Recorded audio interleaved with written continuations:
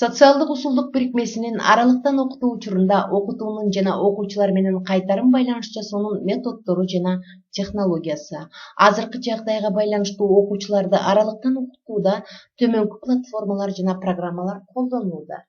Classroom, Zoom, Fricam, Bandicam, Google Формы, WhatsApp, Telegram, InShot, KineMaster, Canva.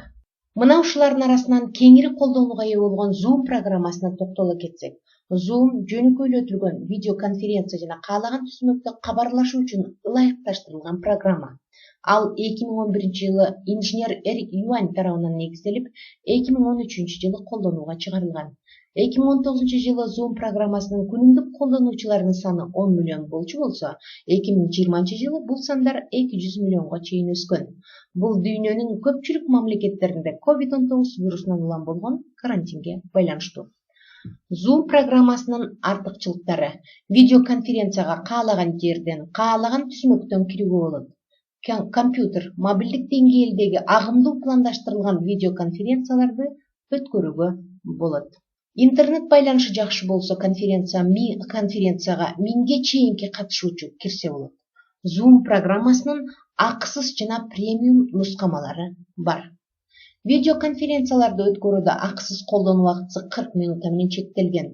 Премиум нускамасын өтүп, акы төлөө менен биргеликте колдонуучу видеоконференциялардын убактысын чектөөсүз пайдалана алат. Видеоконференция учурунда кош экранды колдонуу менен мугалим окуучуларга слайд, видео, сүрөт жана башка материалдарды көрсөтө алат. Катышуучулар чат бөлүмүнө өз ой-пикирлерин, суроолорун жаза алышат. Ошондой эле уюштуруучу да бул бөлүм аркылуу кайтарым байланыш ала алат. Мындан тышкары усулдук бирикменин мүчөлөрү 4-чейрикте пландаштырылган темалар боюнча Fricam жана Bandicam сыяктуу программалар менен иштеп, слайддарды, видео сабактарды жасап, окуучуларга телесабакта өтүлгөн темалардын жеткиликтүүлүгүн арттырышты. Даярдалган видео сабактарды YouTube аркылуу Методист Каракөл жана жеке YouTube каналдарына жайгаштырып, Facebook аркылуу дагы жайылтып турушту. WhatsApp аркылуу тарыхчылардын жалпы республикалык жана шаардык группаларына кошулуп, тажрыйба алмашып, маалыматтарга ээ болуп турушту. Сабактарды бышыктоодо тесттер менен, ошондой эле таблицалар менен, салыштырмалуу таблицалар менен иштешти. Окуу куралында берилген материалдардын жеткиликтүүлүгүн арттыруу үчүн текст менен иштеп, текстке суроолорду коюу аркылуу анын түшүнүктүүлүгүн жана жеткиликтүүлүгүн арттырышты. Үй тапшырмасын аткарууда телесабакта берилген тапшырмалардын аткарылышын жетекчилик алып жана интернет мүмкүнчүлүктөрүн пайдалануу аркылуу кошумча тапшырмаларды берип турушту. Ошондой эле онлайн экскурсияларын жүргүзүштү. Тарых сабагына өзгөчө мүнөздүү болгон картаны дагы ушул интернет мүмкүнчүлүктөрүн пайдалануу аркылуу ишке ашырышты. Окуучулар WhatsApp жана Telegram аркылуу аткарган иштерин жөнөтүп турушту. Мына бул жерде биздин окуучубуз кайтарым байланышты. Хуни империясы экиге бөлүнүп алсыраган мезгилде кыргыздар көз карандысыз эркин мамлекетке жетишкен. Алар ээлеген аймак чыгыш Чеченди. Усулдук бирикменин мүчөлөрү 4-чейрикте пландаштырылган тарбиялык сааттардын жүрүшүн дагы өзгөртүүгө учраткан жок. Жалпы мектептик иш-чараларга катышуу менен бирге республикалык деңгээлде жүргүзүлгөн акцияларга дагы катышып турушту. Мына бул жерде биздин окуучулардын бири ошондой акциялардын бирине катышып жатат. Каракөл шаарынын Токтогул атындагы номер 1-мектеп гимназиясынын 6-Б классынын окуучусу Садыржанов Баатыр. Мен боорукер мамалык эстафетасын кабыл алдым. Мен оюнчуктарымды көп каалуу үй-бүлөгө жеткирип бердим. А сен дагы кандай иштерди жасадың?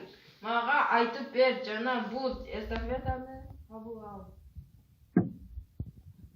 Усулдук бирикменин мүчөлөрүнө түзүлгөн дагы бир мүмкүнчүлүктөрдүн бири бул шаардык вебинардын уюшулушу. Бул вебинар тарых сабагына байланыштуу болгондуктан андан дагы биз эң сонун методикалык таянычтарга ээ болдук. Аралыктан окутуу учурунда мугалимдер үчүн кандай мүмкүнчүлүктөр түзүлдү?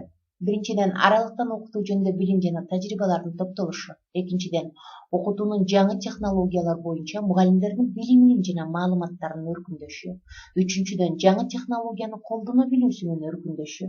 Төртүнчүдөн, мугалимдер ортосунда тажрыйба алмашуу жана байланыш карым-катышка өбөлгөлөрүнүн түзүлүшү.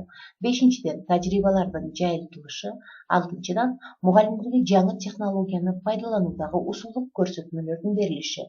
Жетинчиден, сабактарды анализдөө, мугалимдерге өз билимин өркүндөтүү мүмкүнчүлүктөрүнүн түзүлүшү.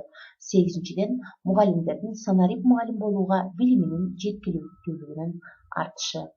Мына ушул усулдук бирикмелеринин өкүлдөрүнөн жалпы республикалык деңгээлде санарип мугалим конкурсуна катышуучулар дагы болду.